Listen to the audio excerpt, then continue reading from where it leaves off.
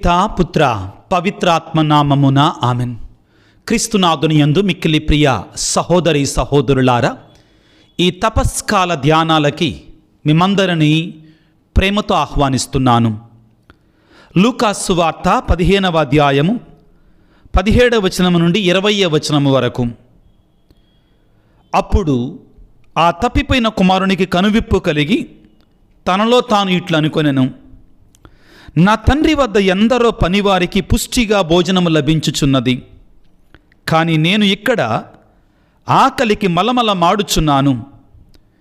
నేను నా తండ్రి వద్దకు వెళ్ళి, తండ్రి, నేను దేవునికి నీకును ద్రోహము చేసి తిని, ఇప్పుడు నేను నీ కుమారుడును అనిపించుకొనదగను, నీ పనివారులలో ఒకనిగా పెట్టుకొనుము అని చెప్పేదనని తలచి వాడు లేచి తండ్రి వద్దకు బయలుదేరెను. వానిని దూరము నుండి చూడగానే తండ్రి మనస్సు కరిగి పరిగెత్తుకొని వెళ్ళి కుమారుని కౌగలించుకొని ముద్దు పెట్టుకొనెను. క్రీస్తునాథుని యందు మిక్కిలి ప్రియులకు సహోదరి సహోదరులారా, మనం ఎంత ఘోర పాపులమైనా కానీ ఆ దేవుడు, ఆ ప్రేమామయుడు మనల్ని క్షమించటానికి, మన పాపాలు మన్నించటానికి ఎల్లవేళలా కూడా తన 2 చేతులను చాచి మనల్ని ఆహ్వానిస్తుంటాడు. దేవుడు పాపిని ద్వేషించడు, పాపిని ప్రేమించి పాపాన్ని ద్వేషిస్తాడు. ఏ ఒక్కడు కూడా పాపమును నశించటం దేవునికి ఇష్టము లేదు. ప్రియులారా, యేసయ్య క్షమించలేనటువంటి పాపము లేదు. మన పాపము ఎంత ఘోరమైనదైనా, ఎంత పెద్దదైనా, ఎంత దారుణమైనదైనా కానీ దేవుని కృప, దేవుని కనికరము అంతకంటే గొప్పది బిడ్డలారా. అంతకంటే ఎత్తైనది, అంతకంటే లోతైనది, అంతకంటే విశాలమైనది యేసయ్య ప్రేమ. కాబట్టే దేవుడు ఎల్లప్పుడూ కూడా మన కొరకై, పాపుల కొరకై ఇచ్చాడు. మత్తయి శుభవార్త 9వ అధ్యాయంలో 13వ వచనములో, నేను పాపులను పిలవచ్చుతని కానీ నీతిమంతులను పిలుచుటకు రాలేదు అని స్పష్టము చేశాడు. ప్రియులారా, బ్రెజిల్ దేశంలో మరియా అనేటువంటి తల్లి జీవిస్తూ ఉంది. ఒకగానొక కూతురు జన్మించింది, కుమార్తె జన్మించింది. బిడ్డ ఎదుగుతూ ఉండగానే చిన్న ప్రాయములోనే భర్త చనిపోయాడు. ఆ తల్లి కాయకష్టం చేసుకొని, వ్యవసాయం పని చేసుకొని, కూలీలు చేసుకొని ఆ బిడ్డను అల్లారు ముద్దుగా పెంచింది. ఆ బిడ్డకి ఎటువంటి కష్టం రాకుండా చూసుకుంది. చక్కని స్కూల్స్లో, కాలేజెస్లో చదివించింది. కానీ ఆ యొక్క కుమార్తె 15-16 సంవత్సరాల వయసు రాగానే, అమ్మా, ఈ పల్లెటూరులో ఏముందమ్మా, సిటీకి వెళదాం, అక్కడ లైఫ్ స్టైల్ బాగుంటుంది, అక్కడ బాగుంటుంది జీవితం, అక్కడ అందంగా ఉంటుంది, సుందరంగా ఉంటుంది అని మాట్లాడటం ప్రారంభించింది. తల్లి వారించింది, అమ్మా, సిటీలో మనకెవరున్నారమ్మా, ఇద్దరం ఆడవాళ్ళం, మనకు తోడు లేనటువంటి వాళ్ళం. అటువంటి పరిస్థితుల్లో మనం సిటీకి వెళితే మనల్ని అవకాశంగా వాళ్ళు భావిస్తారు, మనల్ని వాడుకుంటారమ్మా, వద్దమ్మా అటువంటి పాపకోపములోనికి అని తల్లి హెచ్చరించింది. అయినా కానీ కుమార్తె వినలేదు. తన చూపులు ఎప్పుడూ కూడా ఆహ్లాదం వైపు, ఆనందం వైపు, సుఖం వైపు, సంతోషం వైపు, లోకానుసారమైనటువంటి లైఫ్ స్టైల్ వైపు చూడటం ప్రారంభించింది. ఒక రోజున ఉదయం లేచేసరికి ఆ యవ్వన ప్రాయంలో ఉన్నటువంటి క్రిస్టీనా, ఆ కూతురు, ఆ మేరీ అనేటువంటి తల్లి యొక్క కుమార్తె క్రిస్టీనా తన మంచం మీద లేదు. తల్లి వెతికింది. ఇంటిలో ఉన్న డబ్బులు కూడా మాయమయ్యాయి కుమార్తెతో పాటు. ఆ కుమార్తె వెళుతూ క్రిస్టీనా ఆ ఇంట్లో ఉన్న డబ్బులు కూడా తీసుకొని ఆమె సిటీకి వెళ్ళిపోయింది. ఏం చేయాలో అర్థం కాలేదు తల్లికి. తన దగ్గర ఉన్నటువంటి కాస్తో కూస్తో వస్తువులను అమ్మి కొన్నాళ్ళు ఆగిన తర్వాత అన్ని చోట్ల వెతికింది. 2 సంవత్సరాలు 3 సంవత్సరాలు వెతికింది. చివరికి తనకి ఒక ఆలోచన వచ్చింది. ఏమిటి అంటే, తన దగ్గర ఉన్నటువంటి వస్తువులన్నిటినీ కూడా అమ్మి వచ్చిన డబ్బుతోటి తన ఫోటో తానే తీయించుకుంది, తల్లి ఫోటో తానే తీయించుకొని సిటీకి వెళ్ళింది. వెళ్ళి ఆ తల్లి పబ్బుల దగ్గర, పెద్ద పెద్ద హోటల్స్ దగ్గర, అదేవిధంగా వ్యభిచార గృహాల దగ్గర తన ఫోటోలు అంటించింది. రైల్వే స్టేషన్లలో, బస్ స్టేషన్లలో తన ఫోటోను అంటించింది. అంటించిన తర్వాత చివరికి ఆ విధంగా 3 సంవత్సరాలు 4 సంవత్సరాలు ఆ విధంగా అంటిస్తూనే ఉంది. తన చేతుల్లో ఉన్న చిల్లి కవ్వ కూడా అయిపోయే వరకు కూడా తన ఫోటోలు ఆ విధంగా అంటిస్తూనే ఉంది. పిల్లారా, 8 సంవత్సరాలు అయిన తర్వాత ఈ క్రిస్టియన్ కుమార్తె ముఖమంతా వాలిపోయింది. యవ్వన ప్రాయంలోనే, సుమారుగా 26-27 సంవత్సరాల వయసు. కళ్ళ కింద నల్లటి చారలు వచ్చాయి. అందవిహీనంగా మారిపోయింది. శరీరమంతా రోగిష్టిగా మారిపోయింది. ఇంకా ఏం చెయ్యాలో అర్థం కాక ఒక రోజున తాను పాడు పని చేస్తున్నటువంటి, తాను పాపము చేస్తున్నటువంటి ఆ యొక్క గృహానికి ఎదురుగా అలా కూర్చొని నిస్తేజముతో కూర్చొని ఉండగా ఒక ఫోటో కనపడింది గోడ మీద. ఎవరిది ఈ ఫోటో? ఎవరిది ఈ ఫోటో? మా అమ్మ దానిలాగానే ఉందే అనుకొని దగ్గరికి వెళ్ళింది. అవునే, అమ్మదే, నా తల్లిదే అనుకొని కన్నీళ్లు కార్చటం ప్రారంభించింది. ఒక్కసారిగా నా ఇంటికి నేను వెళతాను, నా తల్లి దగ్గరికి నేను వెళతాను అని చెప్పింది. కానీ భయం వేసింది. అమ్మో, నా తల్లి ఎంత చెప్పినా వినకుండా నేను ఈ పాడు పనిలోనికి వచ్చానే, ఈ పాడు గ్రామంలోనికి, సిటీలోకి వచ్చానే, ఈ పాడు పని నేను చేస్తున్నానే, నా తల్లి నన్ను ఎట్టి పరిస్థితుల్లో క్షమించదు. ఆమె ఒక మంచి క్రైస్తవరాలు, ఒక పవిత్రంగా ఉండే తల్లి, కష్టపడి శ్రమించి నీతివంతంగా జీవించే ఆ తల్లి నన్ను ఎట్టి పరిస్థితుల్లో క్షమించదు, నన్ను రానివ్వదు అని కన్నీరు కార్చటం ప్రారంభించింది. కన్నీరు ఆగిపోయిన తర్వాత మరొక్కసారి ప్రేమగా ఆ యొక్క ఫోటో దగ్గరికి వెళ్ళగానే ఆ ఫోటో కింద ఆ తల్లి యొక్క చేతి రాత ఉంది.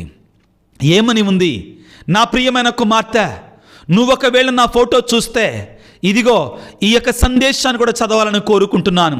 నువ్వు ఏ స్థితిలో ఉన్నా, ఏ పరిస్థితుల్లో ఉన్నా, నీ స్థితి ఏ విధముగా ఉన్నా, నువ్వు ఎటువంటి పాపము చేసినా కానీ నువ్వు గుర్తుపెట్టుకో, నీ ఇల్లు నీ కొరకై, నీ తల్లి నీ కొరకై ఎదురు చూస్తూ ఉంది. దయచేసి తిరిగిరా, నీకోసం ప్రేమతో ఎదురు చూస్తున్నానమ్మా అని అక్కడ ఆ అక్షరాలు చదవగానే ఆ బిడ్డ మనసు ఆగలేదు. హృదయం కరిగింది, పాపముతో నిండిపోయింది, పాప భీతితో నిండిపోయింది.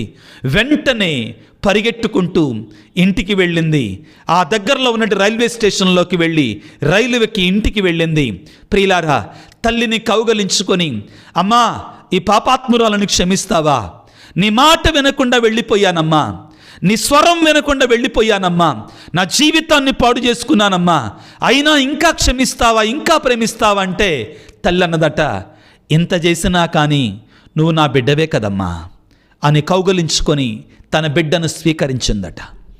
క్రీస్తునాథుని యందు ప్రియులకు దేవుని బిడ్డలారా, ఇది నిజంగా జరిగిన సంఘటన.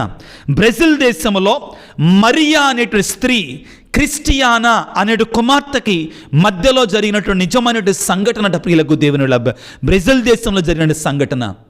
ఒక మానవ మాతృరాలు, ఒక మనిషి ప్రియులారా, అంత ప్రేమను చూపించగలిగితే సకల మానవాళిని కలిగజేసినటువంటి ఆ దేవాది దేవుడు, ఇదిగో యెషయా గ్రంథము 49వ అధ్యాయం 15-16 వచనాలలో, స్త్రీ తన పసికందును మరచిపోయినా, తన ప్రేగును పుట్టిన బిడ్డను మరచిపోయినా, నేను మాత్రం నిన్ను మరువనని పలికినటువంటి ఆ దేవుడు నన్ను మరచిపోతాడా? నువ్వెంత పాపములో ఉన్నా కానీ, ఎంత చెడులో ఉన్నా కానీ, ఎంత చీకటిలో ఉన్నా కానీ ప్రియబిడ్డ, 1000 కళ్ళతో ఎదురు చూసేటువంటి దేవుడు, తన 2 చేతులు చాచి నిరాక కొరక ఎదురు చూసేటువంటి ఆ దేవుడు, శ్రమల కాలంలో ఉన్నాం బిడ్డలారా, తపస్సు కాలంలో ఉన్నాం బిడ్డలారా, పాస్కాయుత కాలంలో ఉన్నాం. దేవుడు నీకు నాకు ఇచ్చే సందేశం ఏమిటి అంటే, ఆ తప్పిపోయిన కుమారుని జీవితంలో ఇచ్చిన సందేశమే నీకు నాకు ఇస్తున్నాడు. తండ్రి నుండి దూరముగా వెళ్ళిపోయాడు, భయంకరమైన పాపములో పడిపోయాడు. యూదులు చేయకూడనటువంటి మహాభయంకరమైనటువంటి, అపరిశుద్ధమైనటువంటి, అపవిత్రమైనటువంటి, బాధాకరమైనటువంటి, నీచ నికృష్టమైన పనిని చేశాడు. యూదులు కలలో కూడా ఊహించరు. పందిని చూస్తే కిలోమీటర్ల దూరం పారిపోతారు. యూదులు పందిని చూస్తే కిలోమీటర్ల దూరంలో పారిపోతారు. కానీ వీడేం చేశాడండి? ఈ తప్పిపోయిన కుమారుడు ఏం చేశాడు? పిల్లకు దేవుని బిడ్డలారా, ఆ పందుల దగ్గరికి వెళ్ళాడు, పందులకి పని చేశాడు, పందులు తినే పొట్టును తినటానికి ఆ పందులతో పోటీ పడ్డాడు తినడానికి. పందిరాగా మారిపోయాడు పిల్లారా. ఆ నీచమైనటువంటి దరిద్రమైనటువంటి పాపకోపములో మునిగిపోయినా కానీ ఎప్పుడైతే కనువిప్పు కలిగిందో, తండ్రి జ్ఞాపకం వచ్చాడో, తండ్రి వద్దకు వచ్చాడో, తండ్రి ఏం చేస్తున్నాడంటే అండి, లూకాసు వార్త 15వ అధ్యాయం 20వ వచనంలో, వాడు లేచి తండ్రి వద్దకు బయలుదేరను, వానుని దూరమున ఉండి చూడగానే తండ్రి మనస్సు కరిగి పరిగెత్తుకొని వెళ్ళి కుమారుని కౌగలించుకొని ముద్దు పెట్టుకొనెను. ఇది పరలోక తండ్రి ప్రేమ. ప్రియులకు దేవుని బిడ్డలారా, అది మనందరి మీద కూడా సిలువలో నుండి ధారలుగా ప్రవహిస్తున్నటువంటి దేవుని యొక్క ప్రేమ. ప్రియులారా, ఆ ప్రేమతోటే ఈ తపస్సు కాలములో, ఈ పాస్కా యుద్ధ కాలాన్ని దేవుడు మనకు అనుగ్రహించాడు. ఈ శ్రమల కాలంలోనైనా, ఈ పాస్కా యుద్ధ కాలంలోనైనా కానీ ఆ యేసయ్య ప్రేమని, ఆ సిలువలో వేలాడుతున్న యేసయ్య ప్రేమని మనం తెలుసుకొని ఆయన వద్దకు తిరిగి రావాలని ఆయన మనకి కాలాన్ని ఇచ్చాడు. ఈ కాలాన్ని సద్వినియోగం చేసుకో, దేవుని సన్నిధికి తిరిగిరా, దేవుడు నీ పాపాన్ని క్షమించటానికి సిద్ధముగా ఉన్నాడు. లూకాసు వార్త 15వ అధ్యాయము 11వ వచనములో, యేసు ఇంకను వారితో ఇట్లనెను, ఒకనికి 2 కుమారులు ఉండిరి. ఎంతమంది కుమారులు ఉన్నారట? 2 కుమారులు ఉండిరి. వారు ఎవరట? దేవుని యొక్క పుత్రులు, తండ్రి యొక్క కుమారులు. కుమారుని యొక్క స్థానం ఏమిటి? తండ్రితో సమానమైనటువంటిది. ప్రియమైనటి క్రైస్తవుడా, దేవుడు కూడా నీకు జ్ఞానస్నానము ద్వారా, దేవుడిచ్చినటువంటి పితాపుత్ర పవిత్రాత్మ నామములో ఆ జ్ఞానస్నానము ద్వారా, శిలువ రక్తముతో నిన్ను కడగడము ద్వారా, అభిషేకము చేయడము ద్వారా దేవుని కుమారునిగా, కుమార్తెగా నిన్ను మార్చుకున్నాడు, మలుచుకున్నాడు. క్రైస్తవులమంటే ఎవరిమి? క్రీస్తు బిడ్డలమంటే ఎవరిమి? మన స్థాయి ఏమిటి? మన యొక్క ఆ యొక్క స్టేటస్ ఏమిటి అనే దాని గురించి పేతురు గారు తాను రాసినట్టు మొదటి లేఖలో ఈ విధంగా మనందరూ కూడా సెలవిస్తున్నాడు. మీరు దేవుని చేత ఎన్నుకొనబడినటువంటి జాతి, రాచరికపు గురుకులము, దేవుని సొంత బిడ్డలు. ఎవరమంటండి మనం? దేవుని యొక్క సొంత బిడ్డలం. ప్రియులకు దేవుని బిడ్డలారా, దీన్ని మనం మరచిపోకూడదు, ఈ విషయాన్ని మరవకూడదు. ఏమంటాడండి పేతురు గారు? ఆ వాక్యాన్ని చదువుకోవటానికి ప్రయత్నం చేద్దాం. పేతురు రాసినటువంటి మొదటి లేఖ 2వ అధ్యాయం 9వ వచనము, మీరు ఎన్నుకొనబడినటువంటి జాతి, రాచరికపు గురుకులము, పవిత్రమైన జనము, దేవుని సొంత బిడ్డలు. మీరు బిడ్డలారా, పాపము చేసిన ప్రతిసారి మనం జ్ఞాపకం చేసుకోవాల్సిందే, నేను దేవుని బిడ్డని, దేవునికి చెందినటువంటి వాడిని. అటువంటి ఉన్నతమైన స్థితిని దేవుడు నాకు ఇస్తే, అటువంటి అనుగ్రహకరమైనటువంటి స్థితిని దేవుడు నాకు ఇస్తే, అటువంటి పరిశుద్ధమైన ఉన్నతమైన స్థితిని నాకు దేవుడిస్తే, నేను పాపము చేస్తున్నానా? ఆత్మ పరిశీలన చేసుకో. ఇదిగో ఏమంటుందండి వాక్యము, ఒకనికి 2 కుమారులు ఉండి, నీవు నేను కూడా దేవుని కుమారుని కుమార్తెలమే, దేవుని బిడ్డలం ప్రియులారా. కానీ వారిలో చిన్నవాడు తండ్రితో, తండ్రి ఆస్తిలో నా భాగం నాకు ఇచ్చేసాయి. ఏమంటున్నాడండి? తండ్రి ఆస్తిలో నా భాగం నాకు ఇచ్చేసాయి. కుమారుడికి అధికారం ఎక్కడుందండి? అంటే ఏంటి దీని యొక్క అర్థం? జాగ్రత్తగా వినండి. తండ్రి అవసరం లేదు, కానీ ఏం కావాలండి? తండ్రి యొక్క ఆస్తి కావాలి, తండ్రి ఇచ్చే సంపద కావాలి. ప్రియ దేవుని బిడ్డలారా, మనలో చాలామంది క్రైస్తవులం ఈ విధంగానే బ్రతుకుతున్నాం. చాలామంది క్రైస్తవులం ఇదే బ్రతుకుతున్నాం. దుడుకు చిన్నవాడు, తప్పిపోయినటువంటి కుమారుడు తండ్రి దగ్గరకు వచ్చి, తండ్రి నా ఆస్తిలో నా భాగం నాకు ఇవ్వన్నాడు. చాలామంది క్రైస్తవులం తప్పిపోయినటువంటి కుమారుడిలాగా మన జీవితాలను జీవిస్తున్నాం. ఏ విధంగా అంటే, తండ్రి నాకు అవసరం లేదు, కానీ తండ్రి సంపద కావాలి, తండ్రి ఆస్తి కావాలి, తండ్రి వరాలు కావాలి, తండ్రి దీవెనలు కావాలి.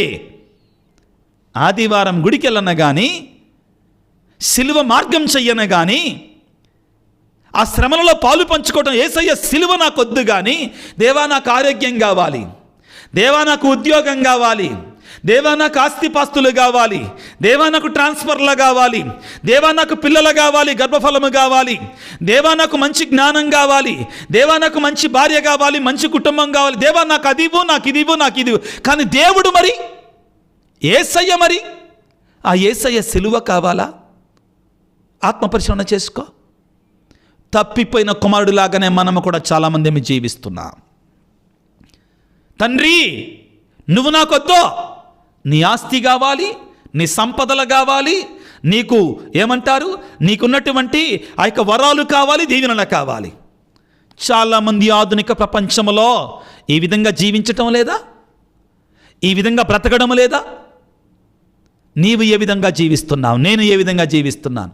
ప్రియులారా, యూదుల సంప్రదాయం ప్రకారం తండ్రి బ్రతికి ఉండగానే తండ్రి నా ఆస్తి నాకు ఇచ్చేసాయి అంటే అర్థం ఏంటంటే, తండ్రి నువ్వు చచ్చిన వాడితోటి సమానము, నువ్వు ఉన్నా లేకున్నా కానీ నాకు ఓకే. యూదుల సంప్రదాయం ప్రకారం తండ్రి బ్రతికి ఉండగా ఆస్తిని డివైడ్ చెయ్యరు వాళ్ళు. మనకిప్పుడు మోడర్న్ యుగంలో వేర్లేండి. పెళ్ళైన 3 రోజులు నేను వేరు పెడతాను, నా ఆస్తులు నాకు బంచేసాయి. దాని గురించి మాట్లాడతలా నేను.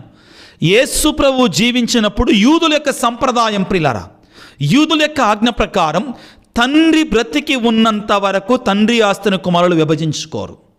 కానీ ఈ కుమారుడు తండ్రి బ్రతికి ఉండగానే తండ్రి దగ్గరికి వచ్చి నా ఆస్తిలో నాది నాకు ఇచ్చేసేయి. అసలు నీది అన్నది ఎక్కడుంది అసలు? చాలాసార్లు ఈ మాటను కొంచెం జాగ్రత్తగా వినండి నాతో పాటు. తాగేటువంటి వాడి దగ్గరికి వెళ్ళి ఎందుకు రట్ట దాగుతున్నావు అని చెప్తే, నా డబ్బులు నేను దాగుతున్నా, నువ్వెవడి నాకు చెప్పేది? నాది, నా ఇష్టం, నా డబ్బులు నేను దాగుతున్నా. నీది అన్నది ఈ భూమి మీద ఏది లేదో అంతా దేవునిదే. ఆయనే నీకు ఇచ్చాడు. నాలో ఉన్న ఈ ప్రాణముతో సహా, నాలో ఉన్న ఈ ప్రాణముతో, ఈ శరీరము కూడా నాది కాదో. పౌలు గారు అంటారు, నీ దేహము దేవుని ఆలయమని నీకు తెలియదా? పరిశుద్ధాత్మకు నివాసమని నీకు తెలియదా? అది దేవునిది. ఏమంటాడు దేవుడు పౌలు గారి ద్వారా? ఈ దేహమును ధ్వంసము చేస్తే దేవుడు దానిని ధ్వంసము చేస్తాడు. జరగటం లేదా? జరగటం లేదా? ఎవడైతే తాగుతున్నాడో ప్రియులారా, మళ్ళా తాగుతున్నాడు, కుటుంబాన్ని కాదని కన్ను మిన్ను కానకుండా పిల్ల తాగుతున్నాడో, ఏం జరుగుతుందండి? శరీరాన్ని వాడు ధ్వంసం చేస్తున్నాడు. దేవుని ఆలయాన్ని ధ్వంసం చేస్తే దేవుడు నీ శరీరాన్ని ధ్వంసం చేస్తున్నాడు. కిడ్నీలు పాడుగాటం, లివర్ల పాడుగాటం, శరీరానికి వణుకుడు రోగం రావటం. ప్రియ దేవుని బిడ్డ, దేవుడు నిన్ను ప్రేమతో సృష్టించాడు, తన రూపముతో కలుగజేసుకున్నాడు, జ్ఞానస్నానము ద్వారా తన బిడ్డగా మార్చుకున్నాడు. ఈ శరీరముతో పాడు పని చేస్తే, శరీర కార్యాలు చేస్తే, జారత్వము, వ్యభిచారము, కామముతో బ్రతికితే ఏమవుతున్నా? లేనిపోని రోగాలు రావటం లేదా?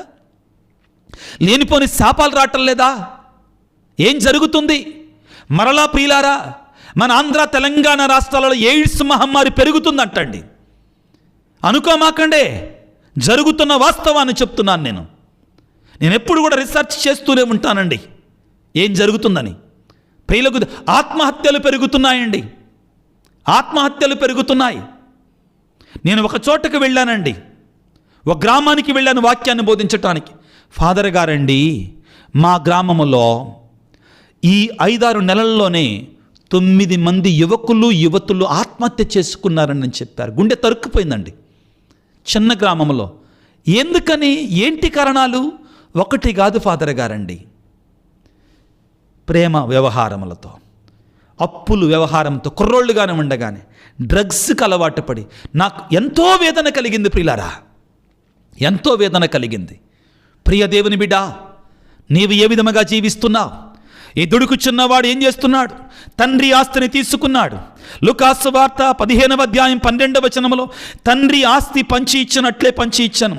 త్వరలో చిన్నవాడు ఆస్తిని సొమ్ము చేసుకుని దూరదేశమునకు వెళ్ళాను. ఎక్కడికి వెళ్ళాడండి? దూరదేశానికి వెళ్ళాడు.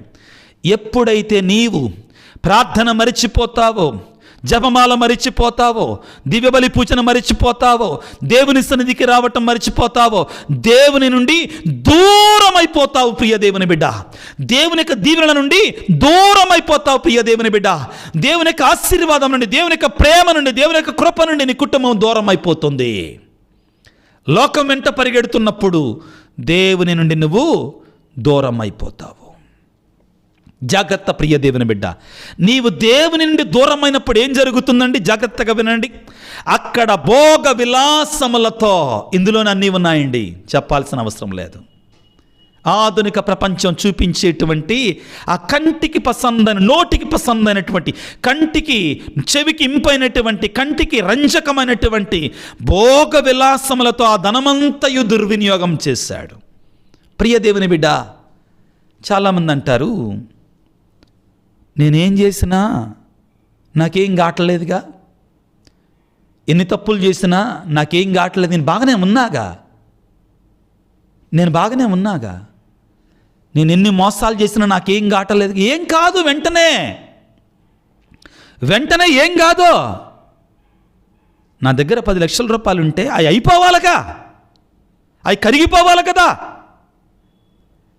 సమస్య ఏంటంటే ఆయన పిచ్చి మహానుభావుడు యేసయ్య ఇంకా కనికరం చూపిస్తూనే ఉంటాడు. ఆగుతాడు, చూస్తాడు, ప్రేమమయుడు.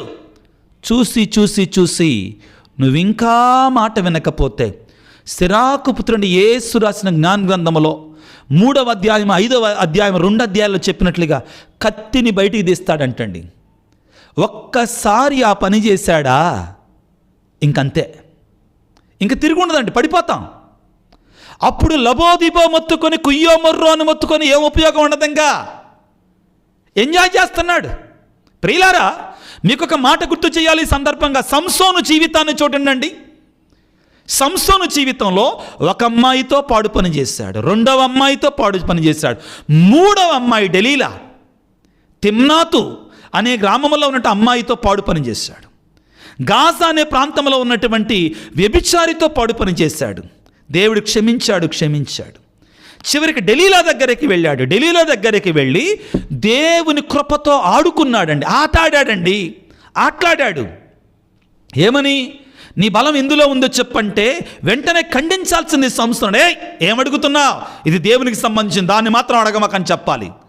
ఫిలిస్టీలు డెలీలాకి డబ్బిచ్చి, ఎక్కడుంది అతని యొక్క మర్మం, బలంలో ఉన్న మర్మం, ఆ బలాన్ని దేవుడు ఎందుకు ఇచ్చాడు? వాడిది కాదు, ఆయనది కాదు, సంసోనుది కాదు బిడ్డలారా. దేవుడు అతనికి ప్రత్యేకంగా బలాన్ని ఇచ్చుకొని ఎందుకు ఇచ్చాడు? దేవుని శత్రువులైన ఫిలిస్టీల పీచమనచడానికి ఇచ్చాడు. కానీ తన బలం అనుకున్నాడు, గర్వించాడు, ఆట పట్టించాడు. పచ్చితాళ్లతో కట్టమన్నా జుట్టుని, జుట్టు జోలికి ఎందుకు వెళ్ళాడు? అసలు జుట్టు జోలికి వెళ్ళకూడదు అసలు. సంసోన్ ఎండి తాళ్లతో కట్టమని చెప్పు, శరీరాన్ని బంధించమని చెప్పు. 3వసారి మాటలలోని జారిపోయాడు. జుట్టును కత్తిరిస్తే అయిపోద్ది నా శక్తి అన్నాడు. అయిపోయింది. ఏమనంటుందంటే వాక్యము, ఆ స్త్రీ అతని మీద వలపును పోసి లాలించి పాలించినట్టు నటించి జుట్టును కత్తిరిస్తుంది. అదిగో ఫిలిస్తీన్లు వస్తున్నారు.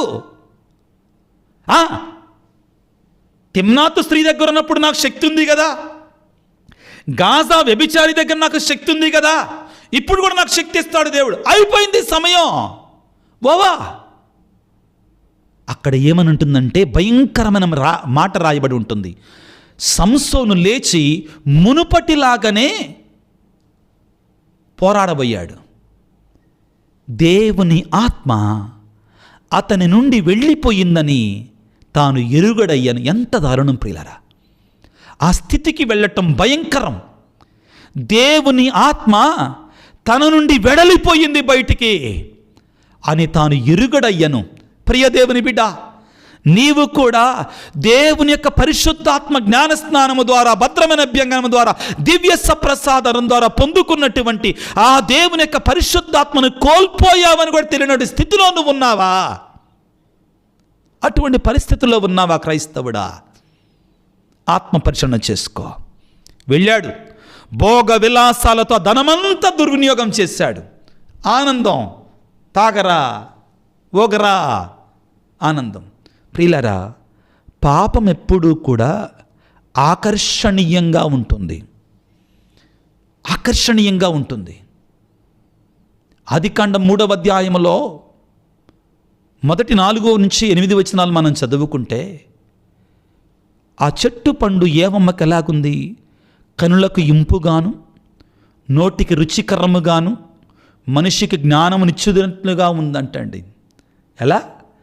కనులు, నోరు, పాపానికి దారి తీసేటువంటి మార్గాలు. ప్రియ దేవుని బిడ్డ, మోసపోకు, జీవితాన్ని నాశనం చేసుకోమాకు. యవ్వన ప్రాయములో ఉన్న బిడ్డ, నీ కన్ను చూచినట్టు ప్రతిదానిని చూడమాకు. నువ్వు నీ కాలు నడిపించిన ప్రతి చోటుకి వెళ్ళమాకు. నీ చేతులు చెయ్యమన్న ప్రతి కార్యాన్ని నువ్వు చెయ్యమాకు. జాగ్రత్త పడాలి, జాగ్రత్త పడాలి, జాగ్రత్త పడాలి. ఏమి జరుగుతుంది పిల్లారా? ఇదిగో ప్రియులకు దేవుని బిడ్డలారా, పునీత అగస్తీను గారు ఏమంటారంటే పిల్లారా, దీనిని గురించి చాలా చక్కని మాట మనందరికీ కూడా సెలవిస్తారు. ఈ పాపాన్ని గురించి పిల్లారా, పాపం అనేటువంటిది మొదట మనని చాలా జాగ్రత్తగా ఆహ్వానించి నిదానంగా బురదలోనికి దించుద్దంటండి. ఏం చేశాడండి? తన ఆస్తినంతటిని మంట కలిపెను. అప్పుడు అచ్చట దారుణమైన కరువు దాపురించింది. అప్పుడు వచ్చిందండి కరువు.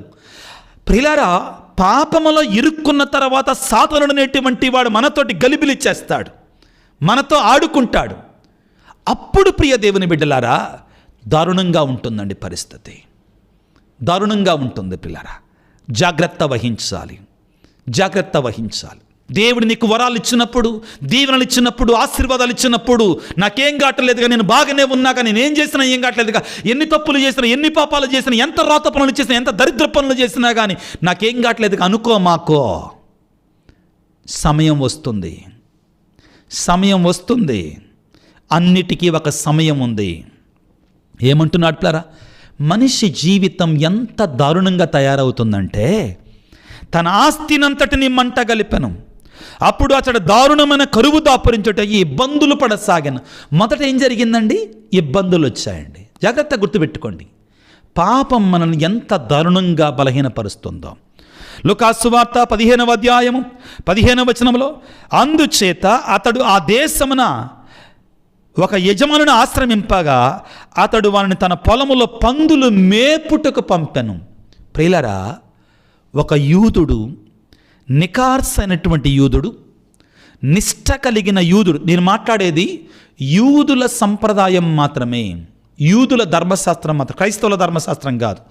క్రైస్తవుల యొక్క విశ్వాసంలో స్వయంగా తిమోతికి రాసిన లేఖలో, అదేవిధంగా అపోస్తుల కార్యాలు కొర్నేలు యొక్క ఆ సందర్భంలో దేవుడిచ్చిన ప్రతిదానిని తనొచ్చి నీకు ఇష్టమైంది. ఇది కథోలిక క్రైస్తవ సంప్రదాయం. నేను మాట్లాడేది యూదుల సంప్రదాయం. ప్రియులారా, ఏ నికార్సైన యూదుడు కానీ, ఏ నికార్సైనటువంటి నిక్కచ్చి కలిగినటువంటి నిష్ఠతో కూడినటువంటి యూదుడు కానీ పందులకి కిలోమీటర్ల దూరంలో ఉంటాడండి. పందుల కిలోమీటర్ల దూరంలో ఉంటాడు. పందులను వాళ్ళ దేశంలో పెంచరండి, ఇప్పటికి కూడా. కానీ ఈ వ్యక్తి ఏం చేశాడు? తాను పందుల దగ్గరికి వెళ్ళాడు, పందులను కాచాడు. అంతటితో అయిపోలేదండి, ఎంత దుస్థితికి వెళ్ళిపోయాడు. లూకాసు వార్త 15వ అధ్యాయము, వాడు పందులు తిను పొట్టుతో తన పొట్ట నింపుకున్నట్టుకు ఆశపడ్డాడు, కానీ అదియు వానికి కరువయ్యను. ఊహించుకోండి, పందులకు పొట్టు పోస్తే ఆ పందులతో పాటు మూతి పెట్టి పందులను పక్కకు నెట్టి పొట్టు తినడానికి ప్రయత్నం చేశాడు. ఎంత దుర్బలమైన స్థితికి వెళ్ళిపోయాడు చూడండి ప్రియులకు దేవుని బిడ్డలారా. అయితే దేవుడు మనకి అవకాశం ఇచ్చినప్పుడు తండ్రి వద్దకు తిరిగి రావాలి. ప్రియమైన బిడ్డ, ఈ వాక్యం ఒకవేళ నీలో మార్పును తీసుకొస్తుందేమో, ఈ వాక్యం వల్ల ఒకవేళ నీకు కనువిప్పు కలిగిస్తుందేమో. దేవుడిచ్చినటువంటి ఈ అవకాశాన్ని సద్వినియోగం చేసుకో. దేవుడిచ్చినట్టు ఈ తపస్సు కాలాన్ని సద్వినియోగం చేసుకో, దేవుని దగ్గర తిరిగి రావటానికి. ఏమి జరిగిందంటండి ప్రియులకు దేవుని బిడ్డలారా? ఏమనుకుంటున్నాడండి? లూకాసు వార్త 15వ అధ్యాయం 17వ వచనం, 15వ అధ్యాయం 17వ వచనం. అప్పుడు అతనికి కనువిప్పు కలిగి తనలో తాను ఇట్లనుకొనెను.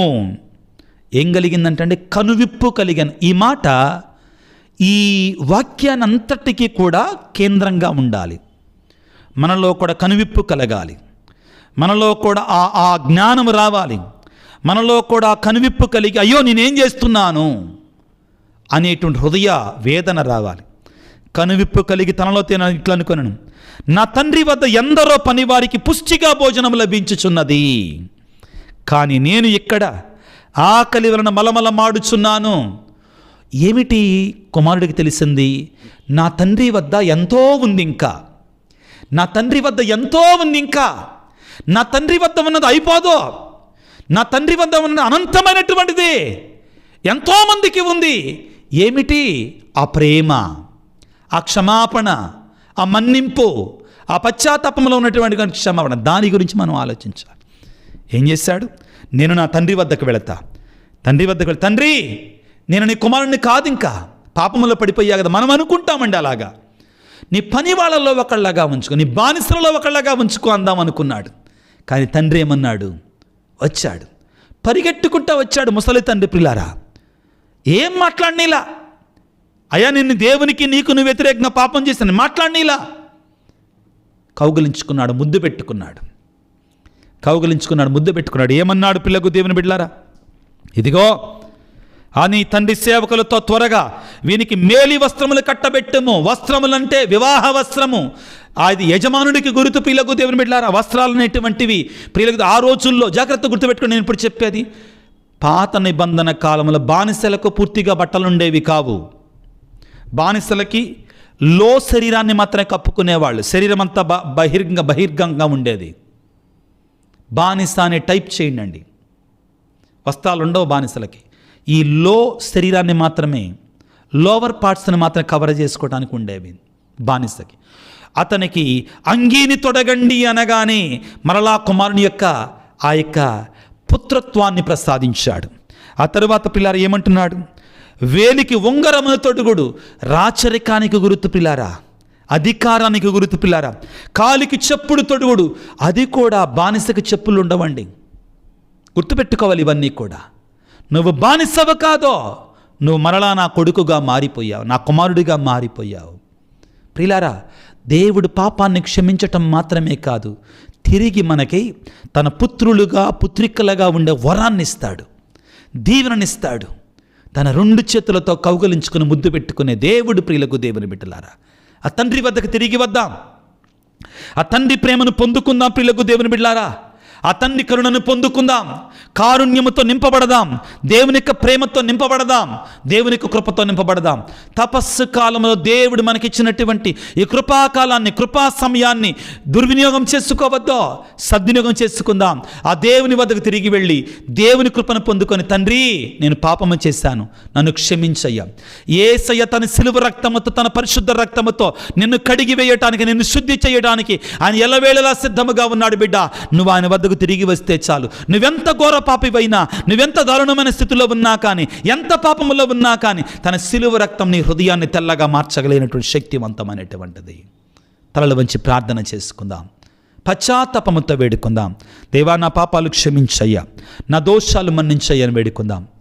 సర్వశక్తిమంతుడా, సర్వోన్నతుడా, నీ నుండి దూరం అయిపోయామయ్యా, పాపములో పడిపోయాము తండ్రి, నీ ప్రేమ నుండి దూరం అయ్యామయ్యా, చీకటి కార్యాలలో పడిపోయాము తండ్రి, దారుణమైన స్థితిలో ఉన్నాము తండ్రి. మమ్మల్ని క్షమించండి, మా పాపాలు మన్నించండి తండ్రి. నీ యొక్క సిలువ రక్తముతో మమ్మల్ని కడిగివేయండి, శిరస్సు నుండి సిరిపాదం వరకు మా పాపాలు కడిగివేయండి, శుద్ధి చేయండి. ప్రభువా, ఇదిగో పశ్చాత్తాపముతో కన్నీటితో నీ సన్నిధికి వచ్చినటువంటి వారిని నువ్వు ప్రేమతో క్షమించే దేవుడు నాయన, నీకు స్తోత్రాలు. ఓ దేవా, నీ నుండి దూరం అయిపోయామయ్యా, దారుణమంటే పాపాలకి, చెడు కార్యాలకి, చీకటి కార్యాలకి, శరీర కార్యాలకి మేము బానిసలుగా మారిపోయాము తండ్రి. మమ్మల్ని క్షమించండి, నీ పరిశుద్ధ రక్తంతో మమ్మల్ని శుద్ధి చేయండి. మరలా ప్రభువా, నీవిచ్చినటువంటి అనుగ్రహ కాలాన్ని, ఈ అవకాశాన్ని, ఈ యొక్క తపస్సు కాలాన్ని సద్వినియోగం చేసుకొని నీ వద్దకు వచ్చి మారు మనసు పొందుకొని నీ కృపను పొందుకునేలాగా మమ్మల్ని దీవించండి నాయన. నీ పరిశుద్ధాత్మ శక్తితో మమ్మల్ని నింపండి నాయన, నీ పవిత్రమైనటువంటి దీవెనతో మమ్మల్ని నింపండి నాయన. ఈనాడు ఈ వాక్య పరిచయలో పాల్గొంటున్నటువంటి నీ బిడ్డలను దీవించండి ప్రభుగా. అనారోగ్యముతో బాధపడుతున్న బిడ్డలని గాయపడిన హస్తాలతో తాకండి, స్వస్థపరచండి. కుటుంబాలను నిజమైన శాంతిని, సమాధానం దయచేయండి. పరీక్షలు రాసే ప్రతి బిడ్డను ప్రభు నీ జ్ఞానముతో నింపండి నాయన. ప్రార్థించమని అడిగిన ప్రతి బిడ్డను దీవించండి, గర్భఫలాన్ని ఇవ్వండి తండ్రి. అదేవిధంగా ప్రభుగా ముఖ్యంగా భార్యాభర్తల మధ్యలో సఖ్యతను, ప్రేమబంధాన్ని బలపరచండి నాయన. కుటుంబంలో ఆర్థిక ఇబ్బందులతో ఉన్నటువంటి వారికి మీరు ఉదారతను, ధైర్యాన్ని, ప్రోత్సాహాన్ని, ఆశీర్వాదాలను దయచేయండి. ఈ పరిచర్య నడవడానికి సహాయం చేస్తున్న ప్రతి బిడ్డను దీవించి ఆశ్రయించి కాపాడమని మనాదుడైన క్రీస్తు ద్వారా వేడుకొనుచున్నాము తండ్రి, ఆమెన్. ప్రభువు మీతో ఉందురుగాక, మీ ఆత్మతో ఉందురుగాక. సర్వశక్తిగల సర్వేశ్వరుడు పిత, పుత్ర, పవిత్రాత్మ మిమ్ము మీ కుటుంబాలను చల్లగా దీవించి ఆశీర్వదించి కాపాడుదురుగాక. God bless you. దేవుడు మిమ్ము దీవించుగాక. ఆమెన్.